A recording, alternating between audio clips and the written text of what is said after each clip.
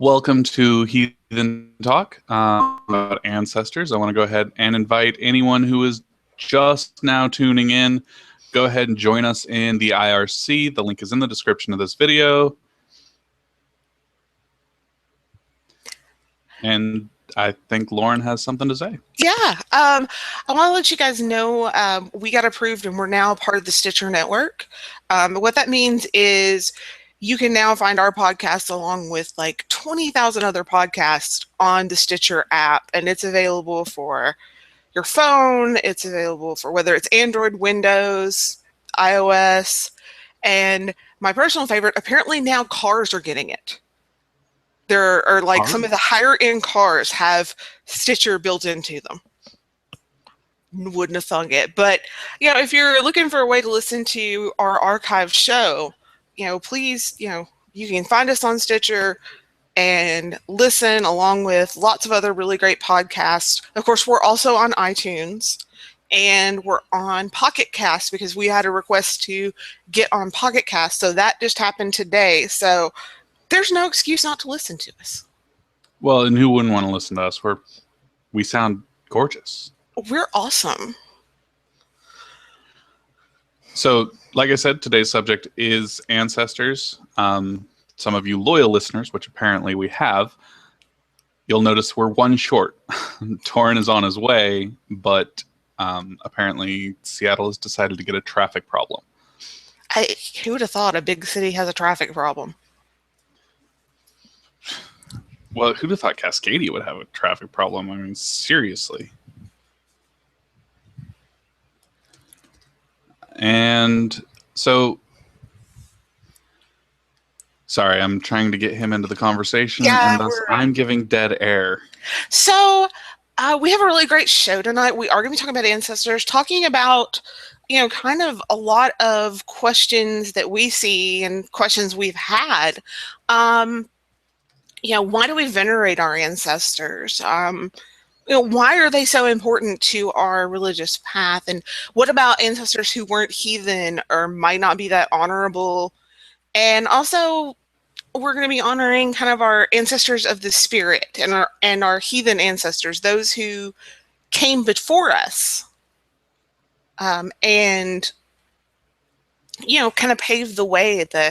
I think I was having a conversation the other day with Torin and you about first generation heathens, the heathens of the 70s and 80s who, quite frankly, had to work a lot harder than we did.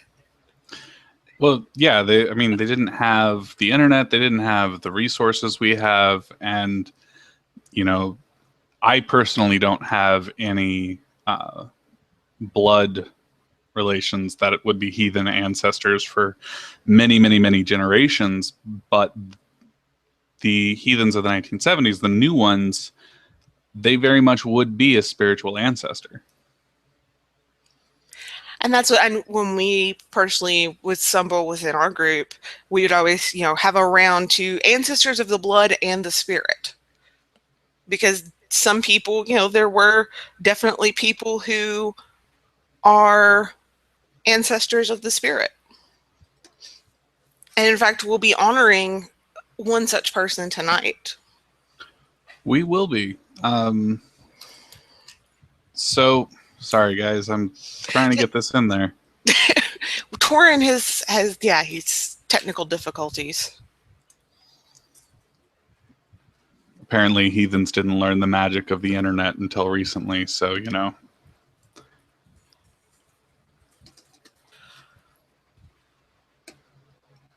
Yeah, it's all magic and mysteries. We're talking to him, we're chatting with him, trying to get him on the show. Luckily, for those of you listening on iTunes, you will have missed this entire portion of the conversation. Don't you feel special? All right, so I sent him another invite, this time directly to his Gmail, so he should be able to find it. And we'll see what happens. I did want to mention, since we are talking about ancestors, you know, we've had a lot come up recently on the subject of adoption. I've seen ancestors come up on several Facebook groups recently. And there's something special about heathenry in that we don't just remember our ancestors, we actively have a spiritual connection and relationship to them. Oh, there was a discussion today about, how do you live heathenry, in your day-to-day life? And for me, it's one of the things that me personally, I'm very connected to my DCR, which are your female ancestral line. It's generally considered a white or a spirit of the family, and they are for the most part, beneficial spirit. And to me, I see it as my great-grandmother, who would probably think that was great because she's the one that taught me Norse mythology. And that's something I'm in constant, mindfulness of.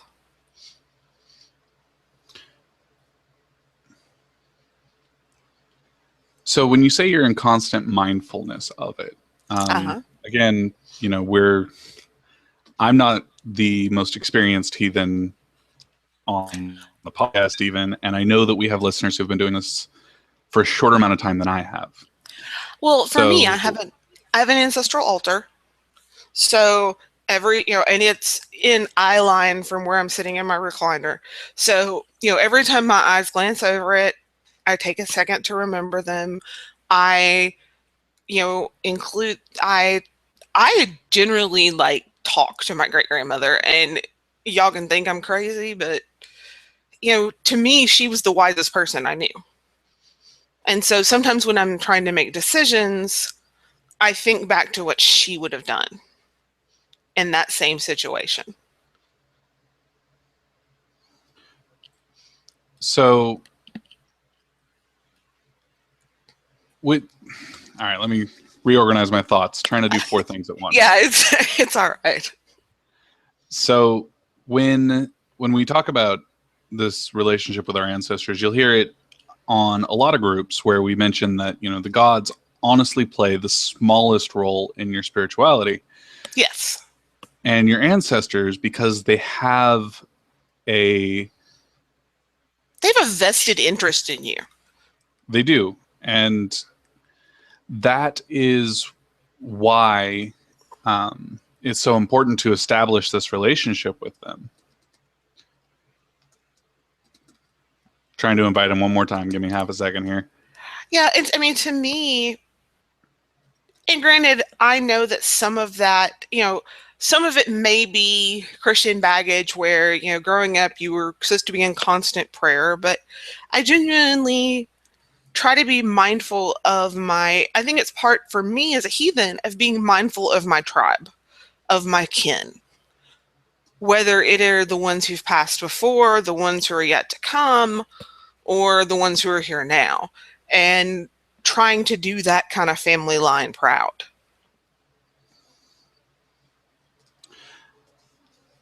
And so the concept of ancestor worship, and I know from a conversation I was briefly a part of, that defining that is important.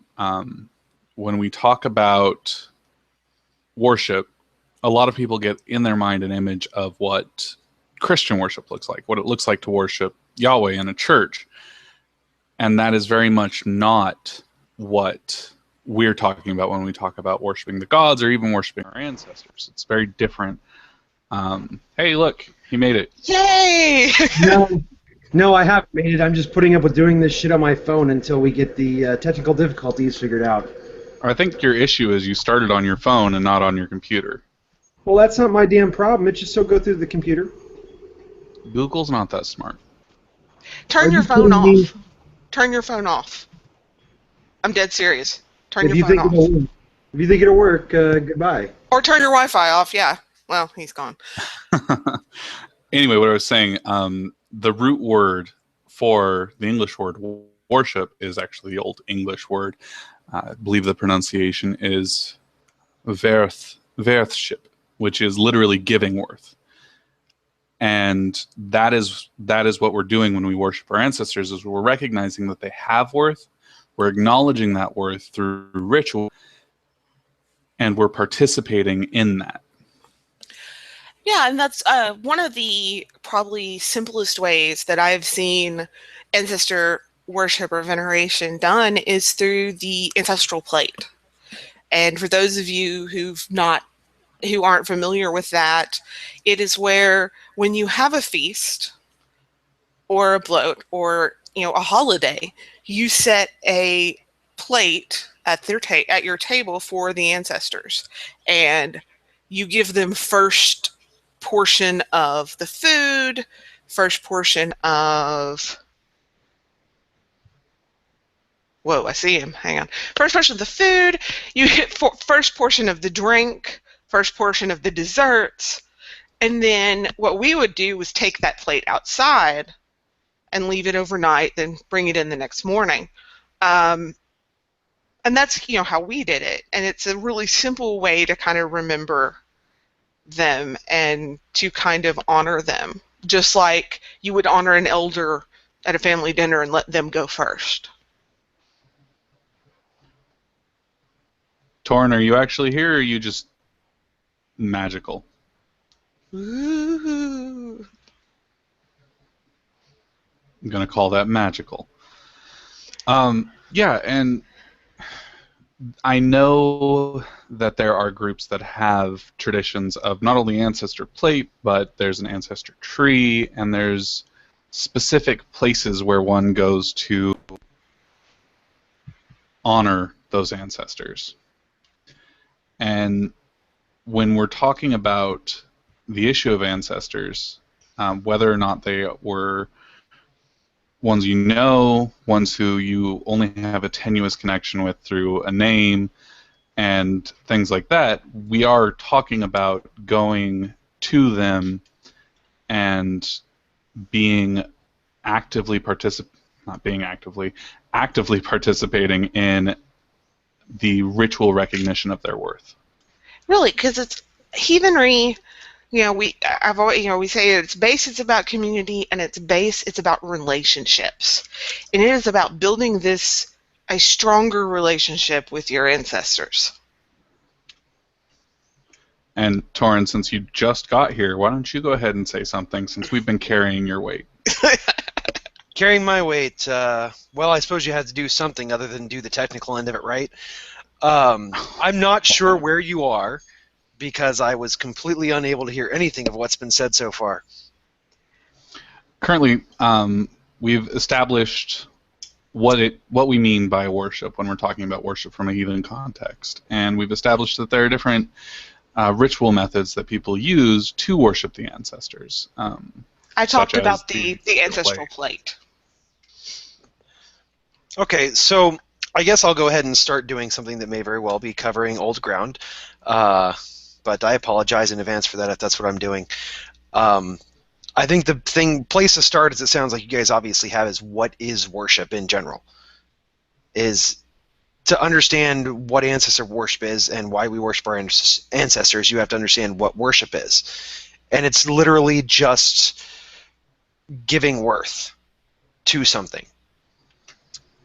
And I think once you really understand that and really grasp that, you don't even have to ask the question of why anymore when it comes to our ancestors.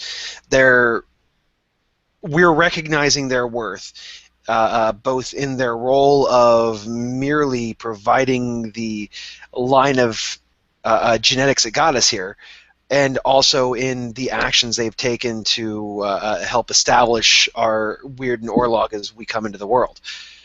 Have I been rehashing anything you guys are already covering? Only lightly, so go ahead. You're good. Okay, fantastic. So, if I can go ahead and take a disproportionate amount of time compared to how long I've actually been part of this cast so far today, I could continue on in basically the description, a quick explanation of Orleg, for those of you that may or may not understand it. This is more or less the layers of your past laid down in such a way that they define your present, and they create the structure for what will be your future. One way I've described it, and those of you familiar with the sub may or may not have read the essay on the sideboard that I wrote about it, is imagine it like a big block of clay and you're making a sculpture. That big block of clay is your Orlog. You can do anything you want with it as long as it can be done with that block of clay. So your Orlog sort of is what you were born into, as was given to you by your ancestors. And I think this is going to end up being important to understand for a few of the concepts that we're going to cover in today's episode. Does anybody have anything to add to that? I think that's a really good analogy. It really is kind of the base materials that you have to build your life from your ancestors. I really like that clay analogy. Thank you. So when we're talking about that, right, we bring it back to that base question, because some of our listeners are not going to have that base understanding of what it means to give worth. If you had to answer the question, why do we worship the ancestors, and do it for someone who is very Heathen 101, how would you explain that? Lauren, you want to start? Well, okay, so for me, because I have notes this week, y'all should be impressed. But no, for me, it comes down to, in our ancestor veneration, one of the things that it has to do with, we're talking about Orlog, but there is a concept that's part of the soul called the Haminya. And I am pronouncing that to the best of my ability. It's Hamingjja. And it is an ancestral, or the folk soul has often been used for that, but I know that term kind of have some baggage. But it's basically this, part of the soul that goes from generation to generation, and everybody contributes to it. And so, that is a big part of it, is to recognize and give worth to the contributions that these people in your past have, contributed basically to your soul, to your being. And that is, I think, a big part of it for me. Now, there are also people who are, there are also some other, I have lost my train of thought. We're having a rough time tonight. Yeah, we really are. There's historical evidence that, for instance, if you look at there's also historical reasons we do it. If you look at the burial mounds in the kind of the ancient Norse lands, they would often have what was called an elf cup, which was a stone with a hollow in it next to that burial mound where offerings were left. And there is a lot of evidence for doing it in the sagas and in kind of the historical record. Okay, so I suppose that's my turn now. Yes. The why do we worship our ancestors, I believe, was the question. I think that there's multiple answers to that. The first being, why do you say thank you when somebody does something nice for you? I mean, that's a really simplistic, very, very kindergarten-y way to break it down. But I mean, you're essentially recognizing the worth of your ancestors when you worship them, when you make offerings to them, and when you refer to them and you tell their stories. And that's the most basic thing of it. But you can extend that to the fact that our ancestors do have an active interest in us. Mm-hmm. So it enters or it doesn't enter, but it continues the same old reciprocal gift-giving cycle. Yes. I've had discussion with somebody recently, I can't remember who it was, as to, I believe it might have been on a thread on the sub, about whether that reciprocal cycle is started by your ancestors or whether it's started by you when you offer to them. And I wholeheartedly believe that they started it. They gave the gift. And the gift were all the things that led to me actually being here, boring you guys to tears with my analysis. So I'm paying a debt when I worship my ancestors. As part of the reciprocal gift-giving cycle, I owe them my worship. Then you go on to the concept of, like I mentioned before, that they actually do have an active interest in our success in life or the things that we do because, well, that's the only way to, continue the family line going, and the only way to have more people eventually become ancestors is the idea of, as we talked about last week, getting rid of some of that Christian baggage and realizing who exactly it is you really need to be talking to at any given moment.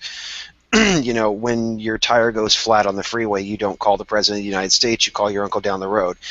And it's the same thing when you're dealing with everyday normal things in life and you need to call somebody. You don't call on the gods, you call on your ancestors because they're the ones that are available and they're the ones that give a crap.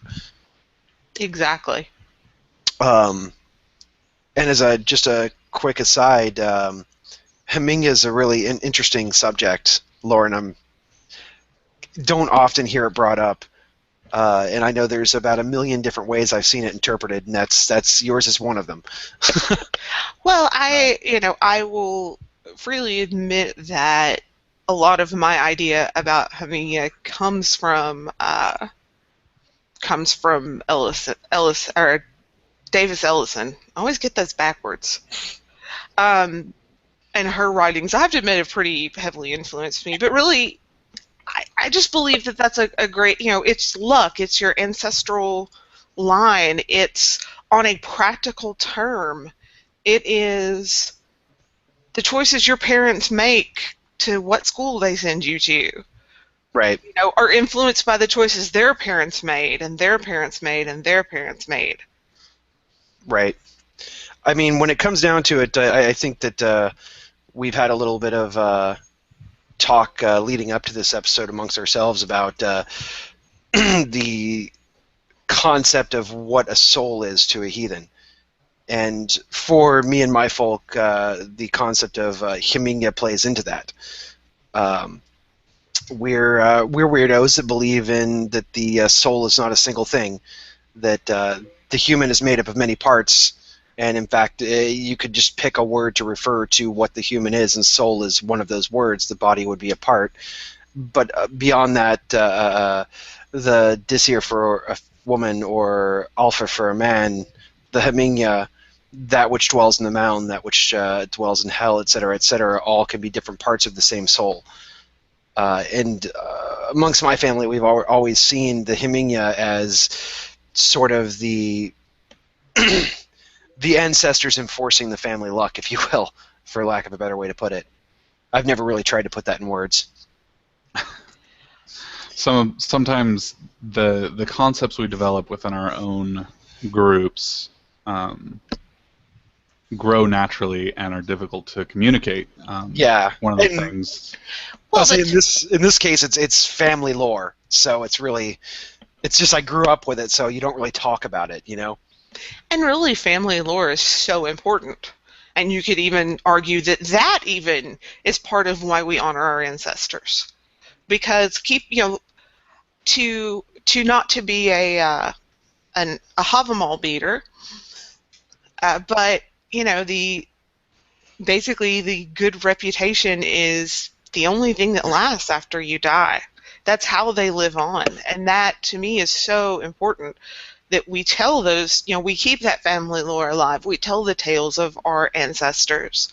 I tell the stories in my family about the great odd-some uncle that got run out of Sweden. But that's how we ended up in America. So I do think that it's very important. Family lore is one of those things, I think,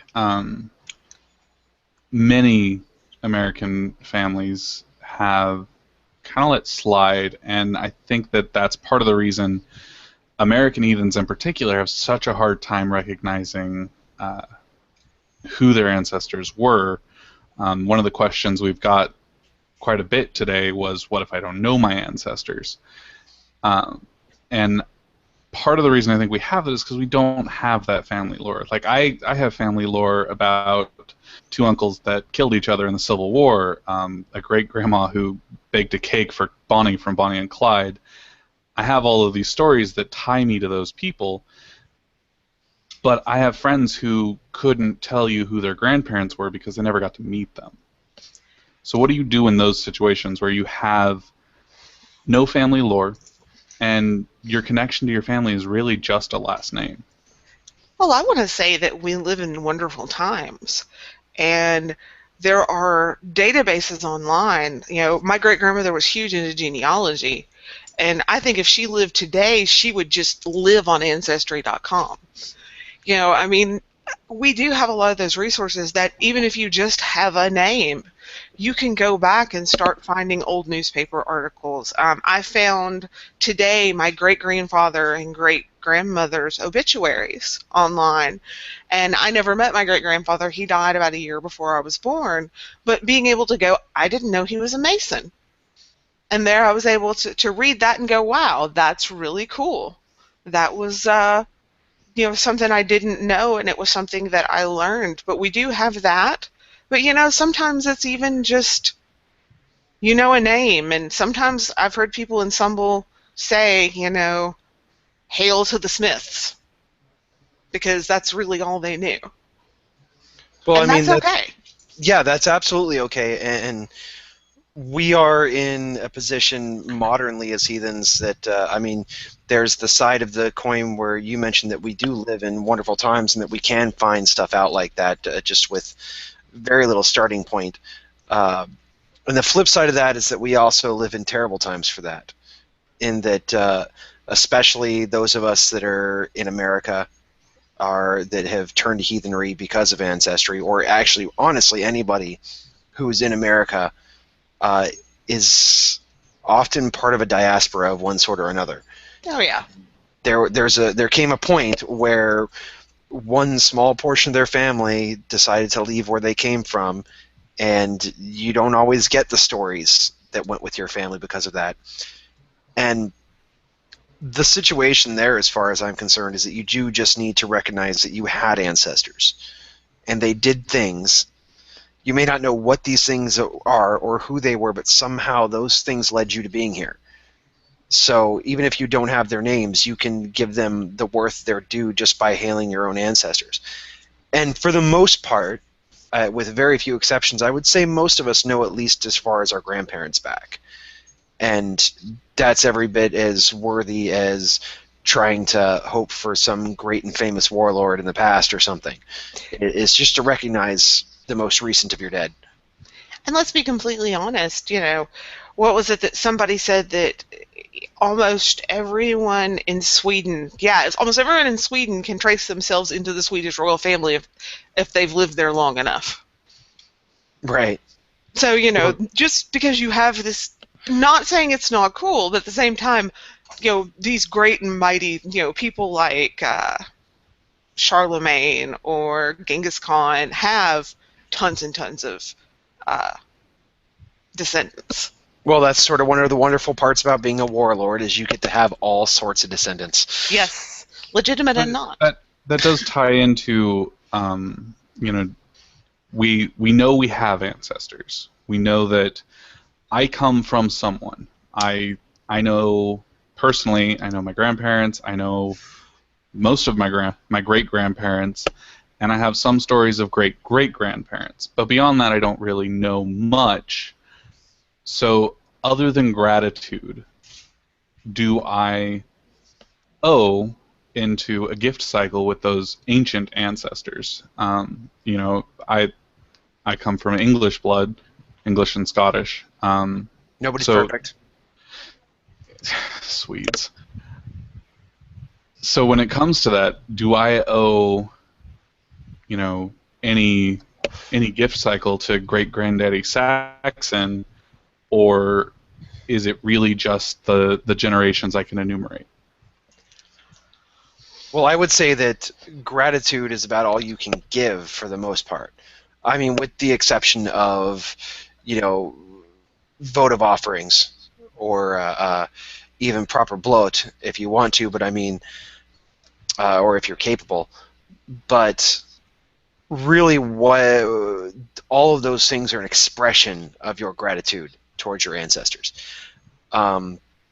They may be helping you along in your life, but you're never necessarily going to know from one moment to the next what is the help of an ancestor and what is merely the expression of your family luck as far as the things happening to you. So when it comes down to it, everything that you're offering is just a form of gratitude. And as far as owing them anything beyond that, you owe them your damnedest attempt to make sure that the next generation has it better than you do, to better your family, to better your clan, and to contribute to your community and make it greater. That is what you owe your ancestors, because that's what they did for you.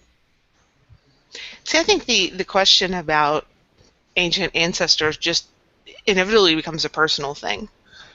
Also in the fact that if you come from, let's say, more recent ancestors that aren't as reputable, sometimes that may be a viable option if you feel so inclined. I mean, I'm very fortunate that I don't have that, but there are people who are heathens who come from very bad situations, and that's actually a conversation that has come up numerous times in numerous places. Is how do you deal with those ancestors that are less than honorable? What do you do? Well, I think you have to. One of the concepts that we've kind of glossed over a little bit here and there is familial luck.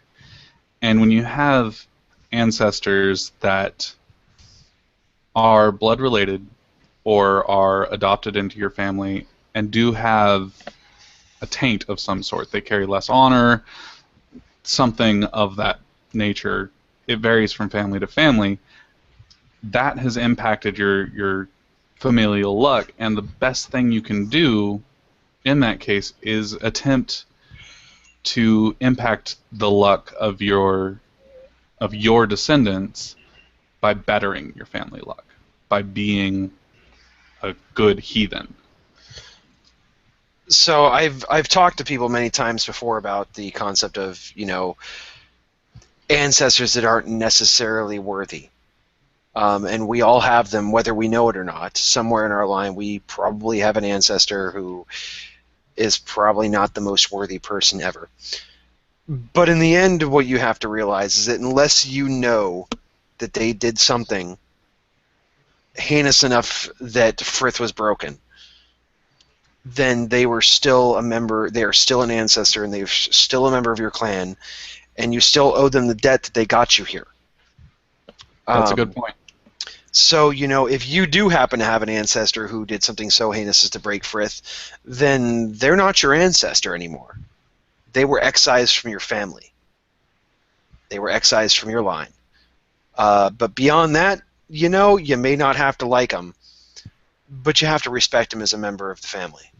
Because Frith extends beyond just those of us who are living and continues to extend back to those who are dead.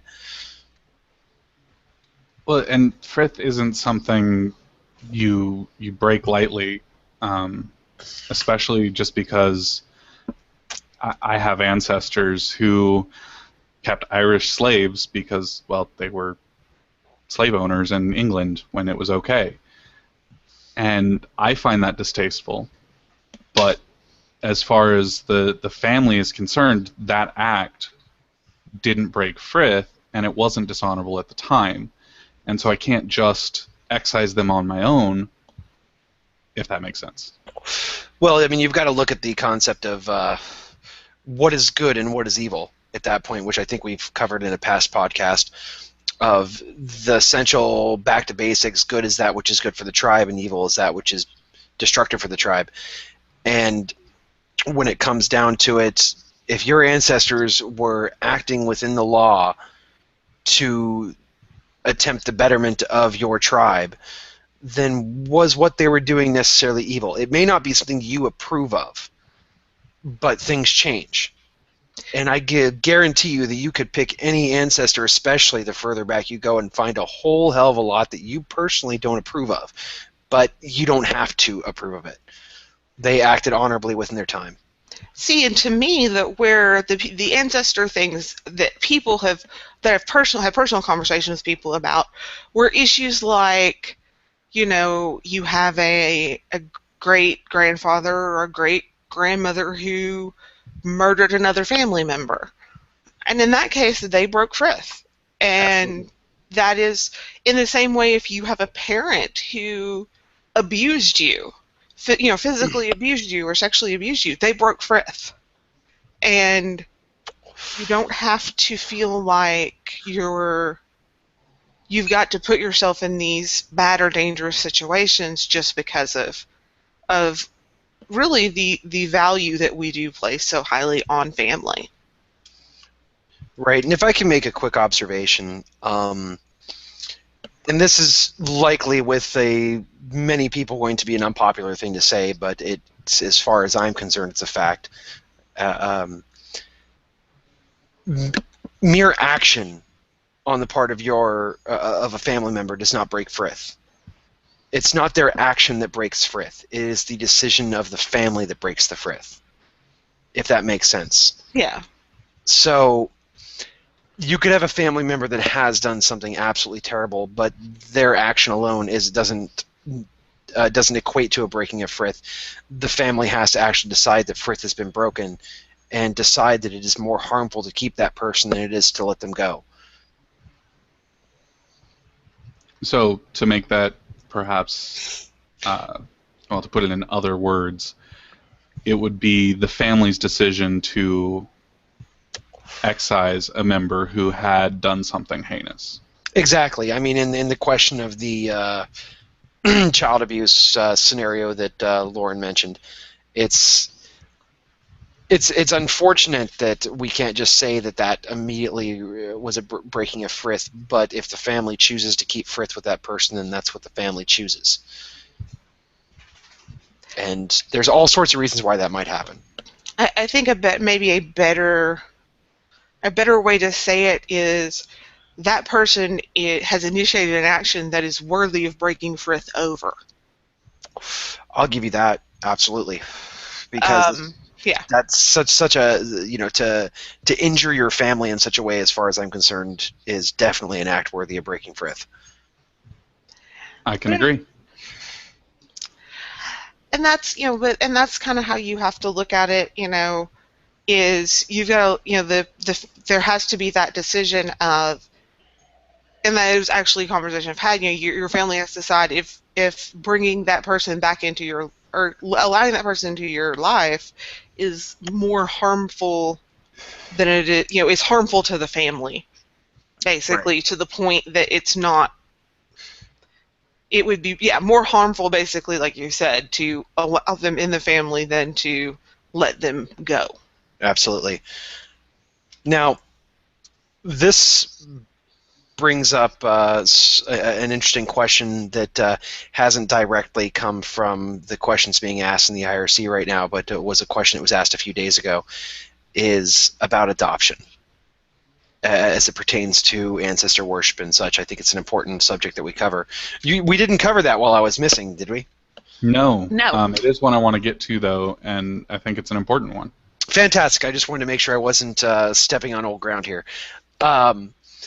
So the specific scenario that was brought up a couple of days ago by somebody was a person who was adopted and of Chinese ancestry, that they ended up being adopted because their parents abandoned them at a train station. And I think this works really well into both the concept of how do you determine who to worship, as well as the concept of frith. Because a question was asked at one point in some backroom discussion about whether or not the parents of that child broke frith when they abandoned her. And honestly, the general consensus ended up being that really depends on the family, as we discussed earlier, whether the family decided that was a breaking of frith. Because it's not as though our own ancestors, those of us that have Northern European ancestry or Germanic ancestry, don't have our own traditions of abandoning children. Oh, absolutely. Leaving a child out to be exposed was not uncommon. Right, and it part of that was because, honestly, depending on whose tradition you're going by, a child isn't a person until they're about a year old and they've had a naming ceremony. So can you break frith with somebody who's not a person? Well, obviously, probably not. So now the thing is, this child in this scenario that, because we don't know enough details about, even though it starts from reality, I'm going to treat it as a fictional scenario, was not, a baby that was abandoned at a year old. This was a newborn that was abandoned. And you can't say that their folks broke frith with them. So the question then becomes, once they actually did have a chance to grow up and receive a name and become a person, who do they worship when it comes to ancestor worship? Well, so my take on this, and I think you and I had a brief disagreement, though you had other matters to attend to and weren't able to come back to it, was that both sets of ancestors are worthy of veneration, but that choice becomes the child's choice. Once she's received, or he has received a name, they need to make the decision to either recognize their biological ancestors and introduce themselves to that spiritual family, or they need to fully embrace and only embrace their adopted ancestors. Lauren? I personally think that, again, I'm going to have to go with Josh as far as I don't necessarily think that. I think that because it's more complicated, because most of us come to heathenry as an adult, I think that it's acceptable to only choose to have your adopted ancestors, because there is very much a tradition of fostering an adoption within the pre-Christian Germanic people. So to me, it could go. I really kind of feel like you could choose just your adoptive ancestors, or you could choose both, because, like I said, the biological ones are the ones who literally brought you into this world on a biological, sense. And but to segue that just a touch, Lauren, yeah, your adopted parents at that point, they have literally grafted you into their family luck. exactly. And I know my biological dad. I was adopted at 15 by my stepdad, and so since he calls me his son, I am his son, and I share his family luck now because of that. And that is something that shouldn't, and I don't think can be ignored. I absolutely agree. That's why I said it should either be both or just the adoptive parents. So, if you had to ask me, which I am asking me, because, well, we've established I love to hear myself talk, I think that the answer is that, firstly, it's absolutely essential that you worship the ancestors of your adopted family, because I think at this point they are the most influential on your luck.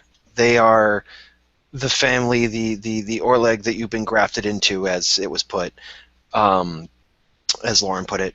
They are the people who, while living, care for you, and after they're dead, continue to watch you. But I'm of the opinion that you are also obligated to worship the ancestors of your biological parents.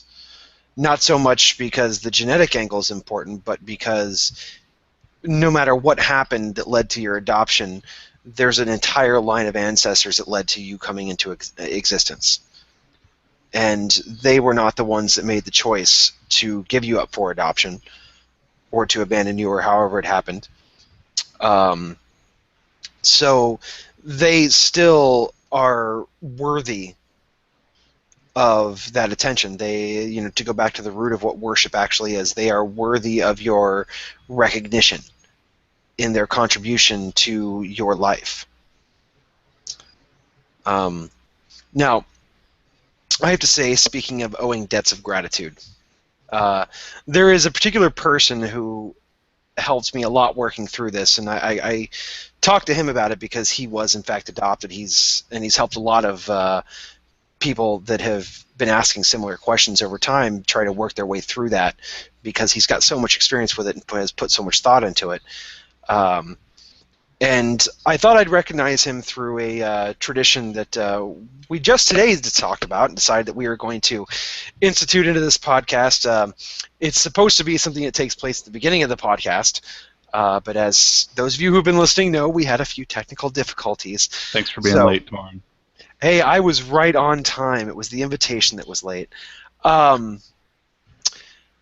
So the new tradition is that we feel that people of worth do need to be recognized in our community for the things that they do, for the contributions they're making to modern heathenry. So we're talking about people that are still doing their thing and trying to make everything better for the rest of us. And the person that we're talking about today that we're going to toast is Chris. Chris is a member of my tribe. And I brought him up and then quietly bowed out of voting on whether or not we should honor him today because I'm a little bit biased. But the others decided that he was just as worthy. He's done a lot, both in the subject that I mentioned and helping others that were adopted figure out exactly what their place in this world is, in the heathen world. On Reddit, he moderates Arslant Heathen. Arslant Heathenry. It's Arslant Heathenry, to provide a sub other than Arslan Asatru for heathens to go to, because if we're honest with ourselves, those of us on Arslan Asatru were not always easy to deal with.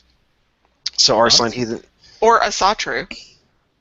Yes. So Arslan Heathenry provides a place for people to go and try to get a second opinion, if you will. And he's been doing this with little recognition for quite a long time. And as far as my own personal feelings go, he's been invaluable to our efforts here in Cascadia to trying to develop a Cascadian tradition. He is on the ground level of trying to make that a thing. And so today, I'd like to raise a glass to Chris, and I encourage the rest of you as well. To Chris. To Chris.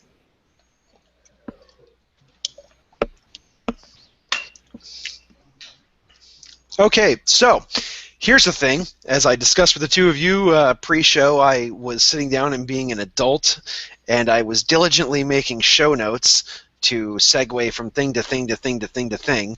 And but I was at work while I was doing it and got an emergency call halfway through. So we have pretty much hit the end of my show notes. Who would like to bring us into the next segment?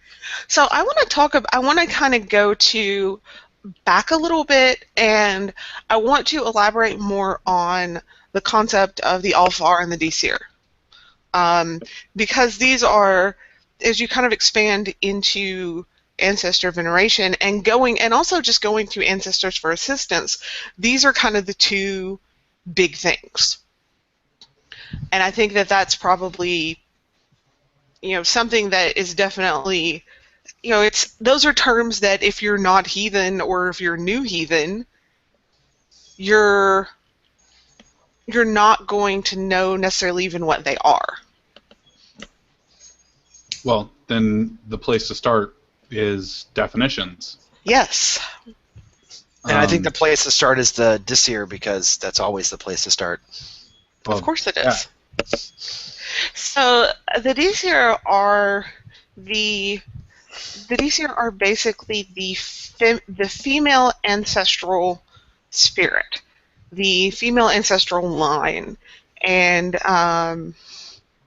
to quote Hilda Roderick Ellis Davidson, The D-Seer it seems to include the female guardian spirits attached to certain individuals or families. And that is, I think, very important. To me, that's the first place I go. When I have an issue, I go to my D-Seer, because that is their goal. If you look in through the historical, the sagas and the information we do have, they were the protective spirit of the family line. Well, Josh?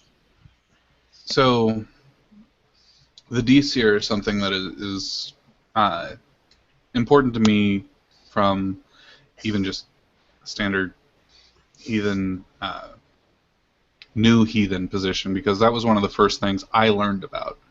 And I tend to know more about the female side of my ancestry anyway, just because they tend to be the ones that live. And so for me, the importance there isn't just that they're the protectors, they are the matriarchs. They are the ones who led my family to the successes it had from the failures that popped up.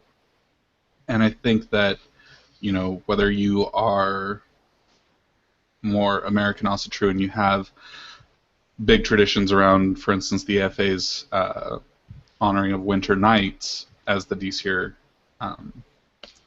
visiting for Halloween, then that is the time where you don't just have to go to them, but they can come to you and be part of your active everyday practice. Now, to be fair, that I want to say this, that the idea of Mother Night or Dieselblot is actually a sacrificial holiday that comes from pre-Christianization of Scandinavia, having it held at winter nights, or sometimes the vernal equinox. Regionally, it depends on where it is. But you hear about, there's a mention of it in, one of the sagas, I can't remember which one, and because there were sacrifices basically to these protective female guardian spirits of families. Torin.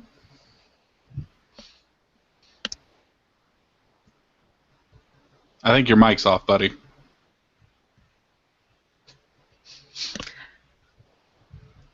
Maybe not. I don't know what's going on.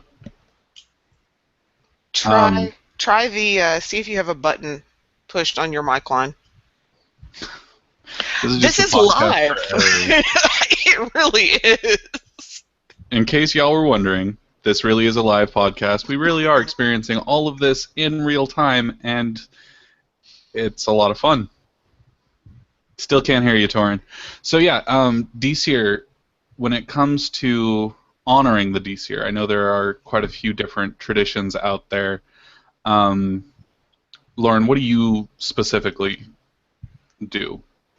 For me, it's because I feel very connected to my D-Seer. It's much more of it's part of kind of that daily, that maintaining the family altar. It's about having, last year I hosted a dumb supper with not just heathen friends, but with other pagan friends, where we brought pictures and stories of our female ancestors and told their stories and brought their favorite dishes. Really, to me, it's the actions of remembering them and telling their stories and honoring their contributions to your family line. Because let's face it, women get things done. Well, some of them.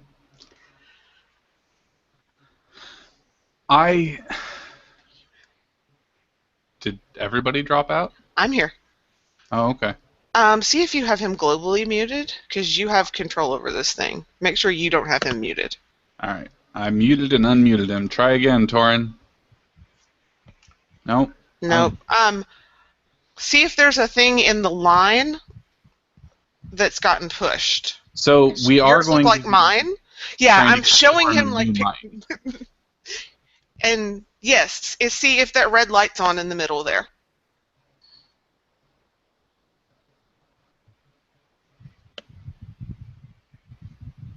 I can't. Okay, so I'm going to go ahead and say, Lettuce, I know you're listening. If you could do your best to be technical support for Torin, so we can figure out his mic, it. because this can't sound good to listen to. So, but that's personally what I do when it comes to my DCer. I mean, and I think that everyone is going to have different traditions. Just like, we've talked about previously, familiar, your family traditions and your familial mythos and legend and tales. It really is something that is going to develop within your own tribe, both with your family and with your heathen tribe. Well, and it is, and for a lot of people who are new heathens, and not just new as in, hey, I just became a heathen, but new as in the first heathen in their family line for such a long time, they have to build those traditions up. For instance, for me, my D's here tend to get tobacco and scotch because it's what the women in my family like. So, whereas mine get peanut butter pie, and we weren't terrible amount of drinkers, so muscadines and skepadines are another one. And so when we're offering specific offerings to the DCer, and we're going to the DCer for help on something, whether it's you need a new opportunity or you need help with an opportunity, there's one of my baggages was I didn't want to ask for help. And how do you overcome that with the American, we talked about it last week, the individualist streak in us, not wanting to go to help, and especially not wanting to burden someone who is so important with that request for help?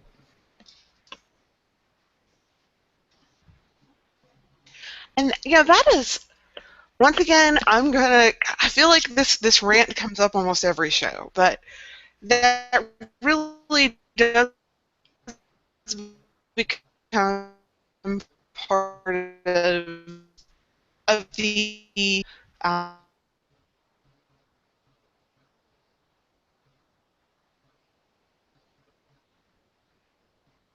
and have to depend on someone. We should be rugged individuals, and I feel like there is a lot of that pressure in America, though, with the idea that we have to do it ourselves, and if we ask for help that we're weak, when in reality we have a tribe and a community for a reason. And part of that is that they are there to help support us just as we're expected to be there to help support them.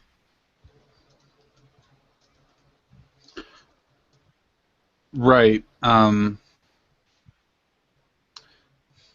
Again, with these technical issues, I will have to, when I go to my DCer, and this is my personal UPG, it's just my thing. It's the same way I approached my mom and my great grandma. There's an insane amount of humility when I approach them.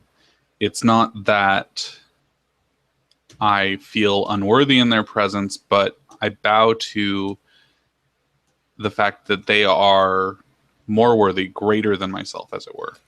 Now I want to back up here and define UPG, because that is something that is said a lot of times in heathen circles along with MUS. And I even had someone today ask me, what does UPG mean?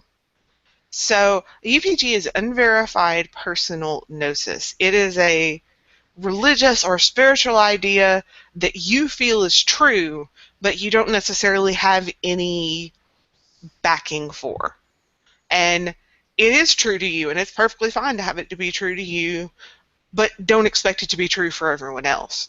Eventually, these things can grow if enough people agree to be called a group gnosis, where for a group it is true. There's also MUS, which stands for made up shit. And that's when you're just pulling it out of your ass, to be honest with you. Can you hear me now? Yes. Hey. Oh, so we had to completely kick me out of the broadcast and bring me back in to make that work, but fair enough. And Don't turn your fan on again. I don't know if that was it, but I'm not going to do it. I'll just sit here and sweat. And, you should all realize, as apparently Chris said in the IRC, that is the quietest you will ever hear me. So I have been, at least the parts of it that I was privy to, listening to what you're going to say, and I wanted to expand on what Lauren was saying about UPG. Is that I think UPG often goes beyond just a thing that is personal to you. I mean, it really is. UPG is really a thing that you can't point to other sources or whatever and say, here, look, this is my evidence for this thing. But UPG often comes about as a result of a lot of learning. And it comes about as a result of spending years heathening the right way, and different sources come together in your head, and you don't necessarily know where the information came from, and all of a sudden the next thing you know, you have yourself a UPG, something that's just come together in your head. I often refer to it as synthesis, though usually when I refer to it as that, I at least know what's going on. Sometimes UPG is something that is individual to a family or a tribe. I would say, we were getting slightly into the topic earlier of, my own family's image of what the soul is. Things like that. These are not things that you can point towards a source and say, there is where I learned it. But it came together through many different sources that all met together in your head with a little bit of original thought to bring them all together, led to a thing. And that right there is why we started making the distinction in the ages back beyond between UPG and MUS, because sometimes none of that stuff is true, and sometimes you're just making it up and pulling it straight out of your ass, and you don't even realize you're doing it. So, for what that was worth, continue.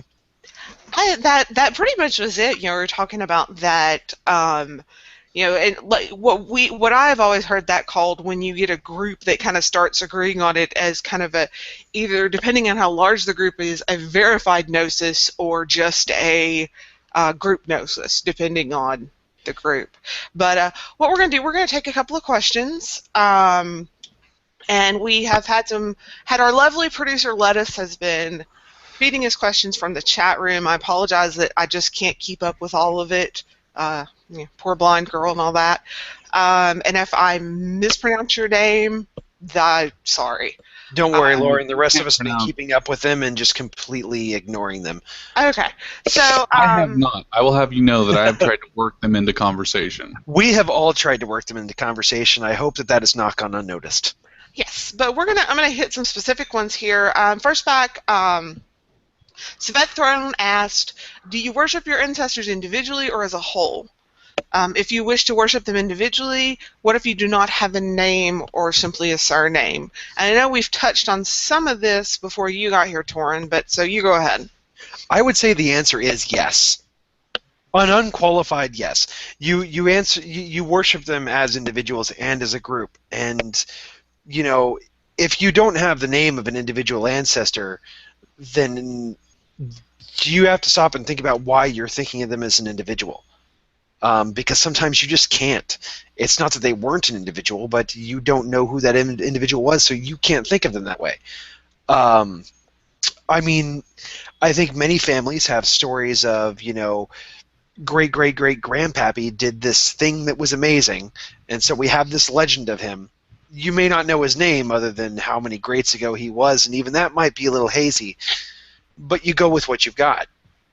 But I would say if you don't have this falls into what we were talking about of just worshiping your ancestors in general, and I think it falls into the same category of worshiping your biological ancestors when you might be adopted, is you're not going to know any of them, but you're going to be able to give them the gratitude and the worth that is owed them by the mere fact that you exist. So I think it comes down to sometimes you can worship a specific ancestor, and sometimes you can't, and you just do what you need to do for each individual. Well, and I think here this is an important point to make, is that at this point what we start to do as the newest generation of heathens is we start to build that family folklore so that our descendants have individuals to tell stories of and to come to for certain things, because that's something that we don't have as much of. Exactly. All right, Dawn has a question. Do you think that ancestors can act as intercessors between us and the gods? Do the dead have more contact with the gods? Josh, you want to start that one out? I'm not sure that intercessors is the proper term, or that they have necessarily more contact with the gods. I think it lies more in the fact that the ancestors are essentially our direct house gods. They are the gods of, literally the gods of your blood. And they have that intercessionary power between you and other issues, but the gods tend to deal on a much larger scale, and so there's not much need for intercession between us and them. That's a really good point. I would say that, yeah, you're absolutely right. I mean, there's no need for intercession, because even if our ancestors have a direct, red line to the gods, that doesn't necessarily mean the gods are going to give any more of a crap than they did before about the thing, whatever the thing may be. Wow, I completely lost my train of thought. That just completely derailed and wrecked. It was probably full of oil and it's flaming now.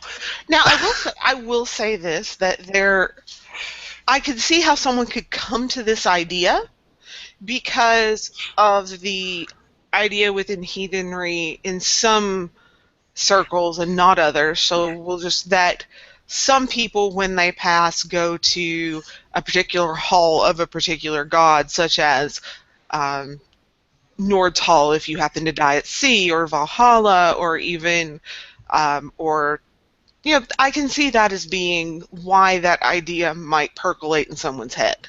Right, and believe it or not, somehow my train managed to hit a friendly knoll and jump back onto the track. Where I was going to go with that is the entire language that's wrapped up in that question. And I mean no offense to, I believe it was Dawn who posted it. I mean no offense when I say that, but that question is swimming in Christian baggage. Specifically Catholic baggage. I don't know if you have any experience with Catholic or Catholicism, but it is definitely something that is all over our overculture.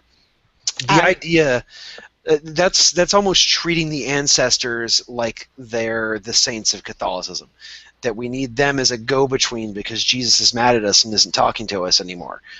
I'm sorry. I'm sorry. Now I have like a picture. I have my brain went to like a bunch of 5th grade girls trying to talk to each other through someone. Well, I'm sorry. That's exactly how it's always appeared to me when I listen to that particular bit of Catholic dogma. But moving on, that's basically how that question is treating our ancestors, as though they are the saints of our religion. They are the intercessors between us and the numinous. But the reality is they're not. They're just our ancestors. They're not saints any more than they're anything else. They are our ancestors.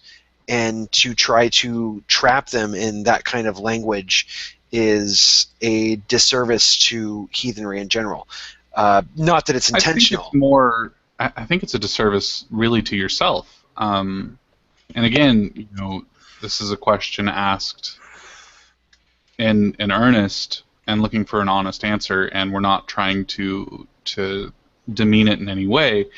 But when you treat the ancestors as if they have this unnatural role, it limits your interaction with them. It limits the way that you can connect to your ancestors, and it's unfair to you as much as it is to them.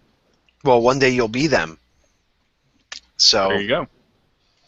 But yeah, that's what it comes down to, is that, our ancestors are not saints. They're not intercessors between us and the gods. If the gods want to have any contact with us, they're not going to go through a go-between.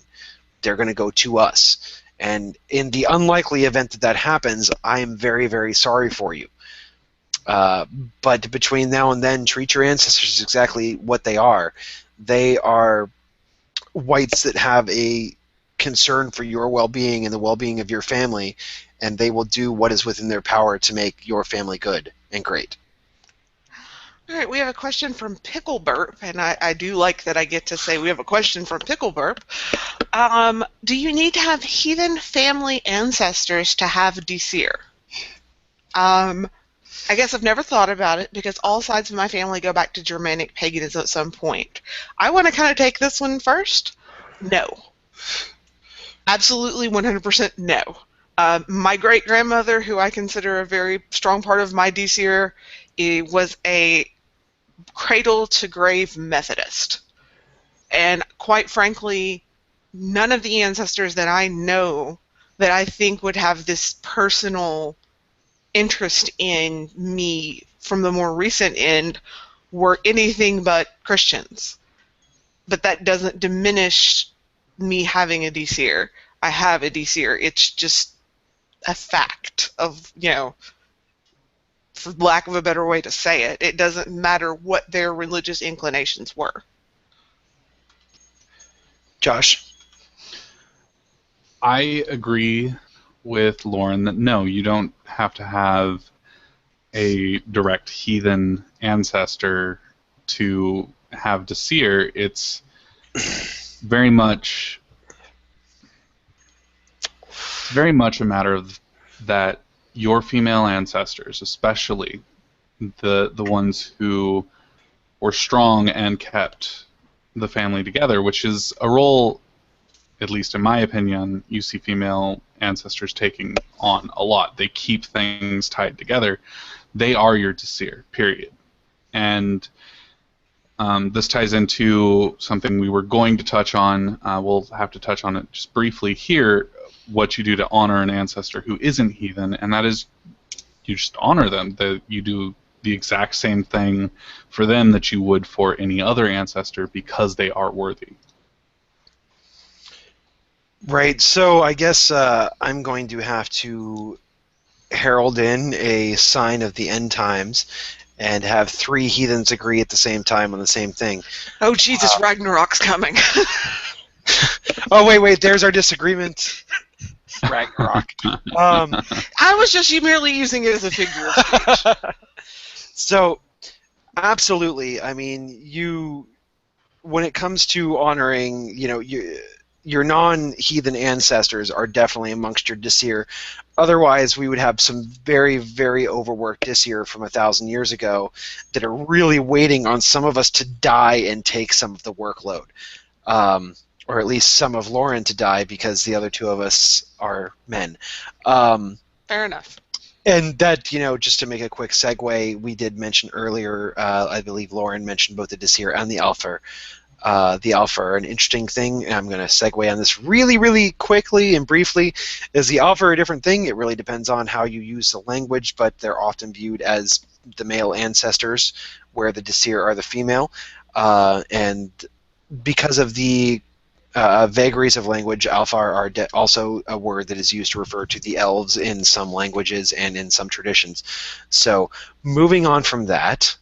Let me say also that the Alfar tend to dwell in their burial mound versus the Disir who don't. See, this is our earlier pre-show disagreement on the theory of soul and what the heathen soul is. That is traditionally what has been thought, though, is that the Alfar dwell in their burial mounds. I have heard this as well, and I soundly disagree with it. But and yet moving you on, still want a burial mound. Absolutely, I want a burial mound because part of me needs to be there. But continuing on with what I was saying, absolutely, your non-heathen ancestors are female ancestors among the Disir. Whether they were heathen or not does not make them less interested in your family or how your family fares. And as far as honoring them, if you don't know who they were, because we've all got a lot of Christian ancestors going back long enough that we don't know who the hell they were, and they definitely weren't heathens. As far as honoring the ones that you don't know, you honor them in the same way you would honor any ancestor. You honor them with your offerings, with your devotion, and with what stories you can tell of your family. And those that you do know, you can give them the things that they loved in life. This is bordering into UPG, certainly, but I don't know a single heathen that wouldn't say, if they had an old grandfather who smoked a pipe and drank scotch, that wouldn't offer their grandfather tobacco and scotch. We actually discussed that while you were having technical difficulties. No. I heard that. Ah! I heard that. Why do you think I went there? But It yeah, was grandmother, by the way. Just to be clear. Okay, grandmother, I did miss that part. I was listening with half the attention while I was trying to figure out why I couldn't talk. Because that's usually, if I can't talk, that's usually takes up all of my attention. I have to figure out how to make people listen to me. But, yeah, I mean, that's what it comes down to. If you know who they are and what they liked, you give them what they liked. And you, as well as honoring them in more traditional ways. And if you don't know who they are, then you honor them in the way you would honor any ancestor. Well, and that actually answers another question from Don. He asked if the way you worship your ancestors changed, as in giving specific gifts to specific ancestors. And as Torrin said, that's a completely valid way to venerate and worship an ancestor. I definitely think. And I also kind of want to use this to segue into something else. And that is, we touched on it briefly earlier, ancestors of the spirit, or our heathen ancestors. And these are people who are people we honor and venerate because of their contribution to our life, or to heathenry, or to our tribe, that may not necessarily be blood relatives, but they still are very much a huge contribution and influence. So are you talking about, venerating, God, I'm trying to think of a historical figure in this case that was important to heathenry. Somebody feed me one real quick. Radboth, whatever his name was, the guy who decided not to be Christian. Ragnar Lothbrok? No, not that one. I think she's actually meaning more recent. Such as the Give me an example, Lauren. Well, part of our podcast tonight, and the reason we are talking about ancestors, is because heathenry did lose a very great man last week, not a week past Saturday, named Rod Landreth. And I knew Rod very well. For a time, we had lost contact with each other until pretty recently, actually. We used to joke that he's from where I live, so we used to joke that he was our kindred cousin. And he was just a really great person, and as a way of continuing to allow him to live on, I'd like to share his story with you guys. Rod Landreth was born on June 12, 1971 in North Little Rock, Arkansas, to Stan and Barbara Landreth. He learned to read at a very young age, and his love of books stayed with him all his life. As he grew older, he also developed a talent for writing. Reading led him to comic books and to role-playing games, to sci-fi movies and to Doctor Who, and to Godzilla movies and to any and all things geeky. He liked to refer to himself as a 17th level geek. A short time after high school, he joined the Arkansas Army National Guard and served as a personnel specialist and was honorably discharged. In 1992, he moved from Little Rock to Kansas City. After some adventures in the city alone, he became friends with the upstairs neighbor, Brooke Heckerthorne, which became a lifelong friendship. When Brooke and her husband Jeff gave birth to their son Brian, they named Rod as one of his godparents. During this period, Rod also felt the call to heathenry. His religion was an incredibly important part of his life. As he grew in his faith, he studied to become a Gothi and was ordained in 1999. As a Gothi, he provided counseling to fellow heathens, and he performed numerous weddings and a funeral. He was active in a national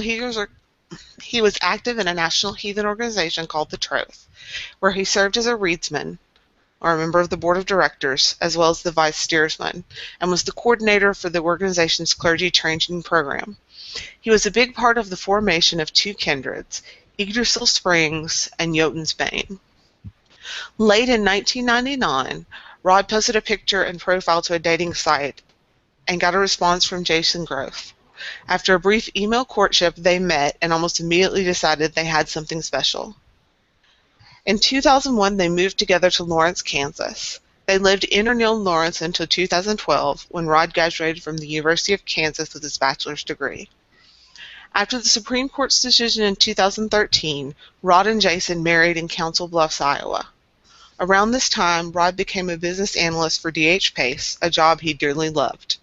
In 2015, after many lean years and tribulations, and just a few months before his death, Rod and Jason purchased their first house. He died of a heart attack at his home in Olathe on July 18, 2015.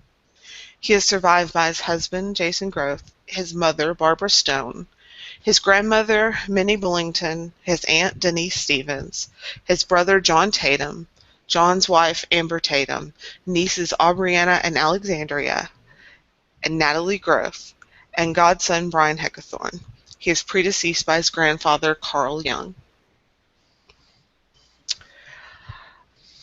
And one of the things I always remember about Rod is he would always talk about, people would say, you know, great kings and great men were known as ring givers.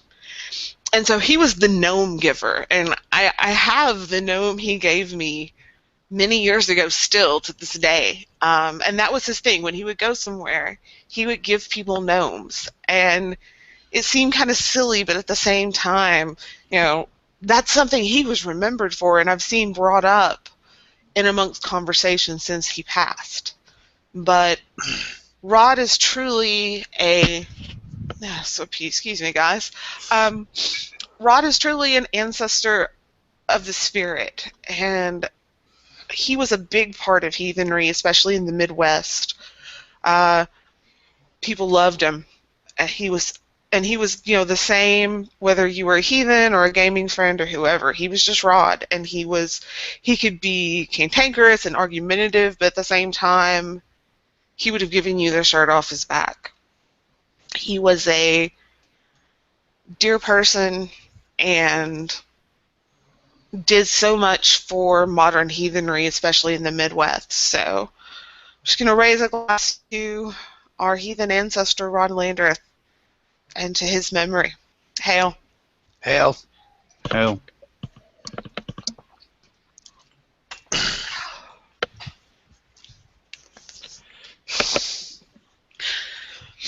All right, somebody else talk, because I need a moment. Well, So, go ahead, go Josh. ahead, Torrin. No, absolutely, go ahead. I do want to just again extend our condolences to the family of Rod Landreth. I personally didn't know him, but as you can tell, Lauren was a dear friend of his, and it is always sad to see someone go, but I hope that they find in him a wonderful resource as an ancestor. We are fast approaching the end of our live cast. There are a couple of things that we did want to discuss before we go tonight. We are probably going to go ahead and turn off the comments on the YouTube channel to encourage all of you to join the IRC and come see us on Facebook so that we can have better conversations with you. None of us check the YouTube comments that often, and I we didn't want to be know we involved. had YouTube comments until today. But please join us on Facebook and come talk to us.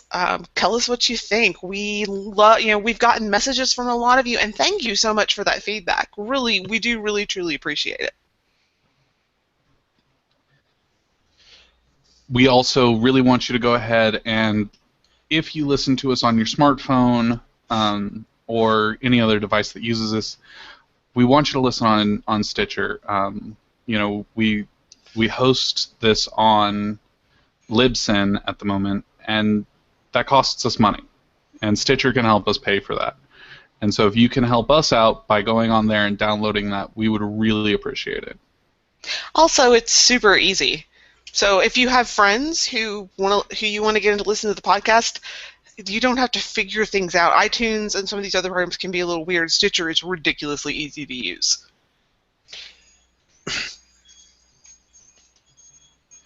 So, was there anything else that we were going to try to cover before the end of this episode?